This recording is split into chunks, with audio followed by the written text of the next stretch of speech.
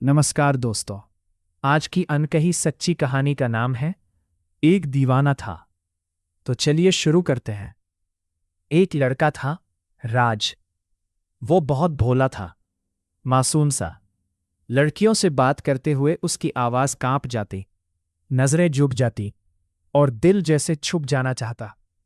कई बार ऐसा हुआ कि उसे कोई लड़की पसंद आई, पर हर बार बस चेहरा ही उसे भा गया। उसने कभी ठहर कर किसी की सीरत को समझने की कोशिश ही नहीं की।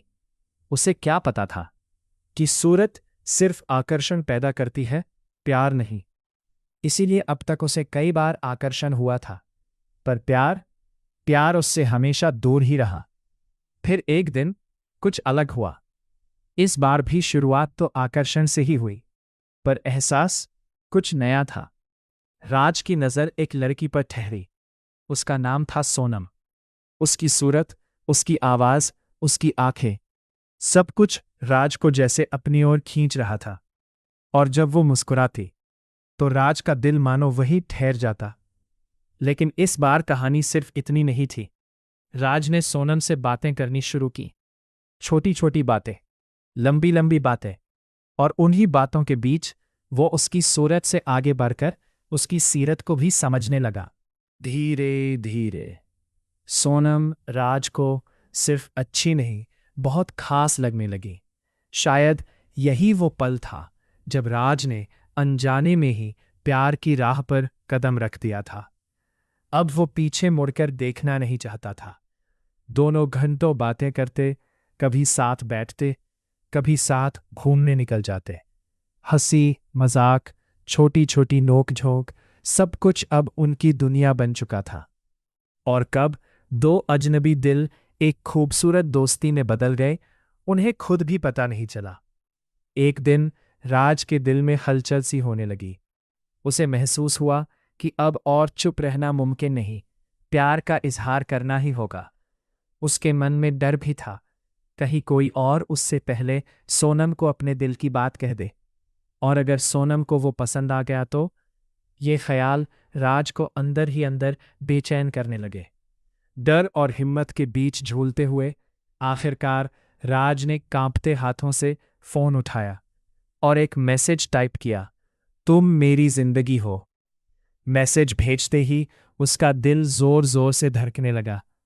वो हर सेकंड फोन की स्क्रीन को देख रहा था कि कब सोनम का जवाब आएगा और क्या आएगा। ज्यादा इंतजार नहीं करना पड़ा। सोनम का रिप्लाई आया। इस मैसेज का क्या मतलब है? राज की सांसें जैसे थम गईं, लेकिन इस बार उसने हिम्मत नहीं छोड़ी। उसने फिर लिखा, तुम मेरी जिंदगी हो सोनम। अब सोनम सब समझ चुकी थी। राज के दिल में क्या चल रहा है ये साफ हो गया था। लेकिन जिस बात को राज अपने सपनों की शुरुआत समझ रहा था, वही सोनम के लिए एक झटका थी। सोनम नाराज हो गई, क्योंकि वो तो राज को सिर्फ एक अच्छा दोस्त मानती थी। उसने कभी उसे उस नज़र से देखा ही नहीं था। और फिर एक मैसेज आया, आगे से मुझे कोई मैसेज या बात मत करना। ये शब्द पढ़ते ही राज जैसे अंदर से टूट गया। उसका दिल, जो पहले ही सोनम को दे चुका था, अब बिखरने लगा।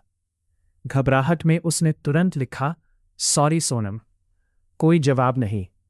फिर उसने लिखा, प्लीज मुझसे बात करो। लेकिन सोनम की तरफ से अब खामोशी थी। वो खामोशी जो किसी भी शब्द से ज्यादा दर्द देती है। राज बेचैन हो गया। उसे समझ नहीं आ रहा था कि क्या करे।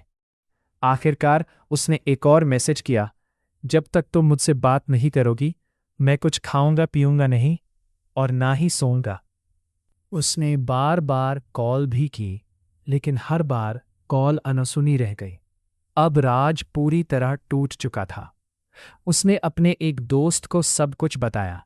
दोस्त ने उसकी हालत देखी और धीरे से कहा, राज, अब बहुत रात हो गई है, सो जा, इतना परेशान मत हो, शायद सुबह तक सब ठीक हो जाए। थोड़ी देर रुककर उसने एक और बात कही, और सुन, मैसेज में प्यार का इजहार करना सही नहीं होता। तुझे सोनम से मिलकर, उसकी आंखों में देखकर अपने दिल की बात कहनी चाहिए थी। राज चुप था। शायद अब उसे एहसास हो रहा था कि कुछ बातें सिर्फ शब्दों से नहीं, दिल से सामने जाकर ही कही जाती हैं। दोस्तों, आगे की कहानी सुनने के लिए बने रहिए अनकही सच्ची कहानियां अनटोल्ड ट्रू स्टोरीज चैनल के साथ। कहानी का अगला भाग जल्द ही अपलोड होगा। दोस्तों, अगर आपको ये कहानी पसंद आई है तो प्लीज़ लाइक, शेयर और सब्सक्राइब करें मेरे यूट्यूब चैनल को। अनकही सच्ची कहानियां अनटोल्ड ट्रू स्टोरीज। आप सभी का तहे दिल से शुक्रिया सपोर्ट करने के लिए। आप सभी हमेशा खुश रहे।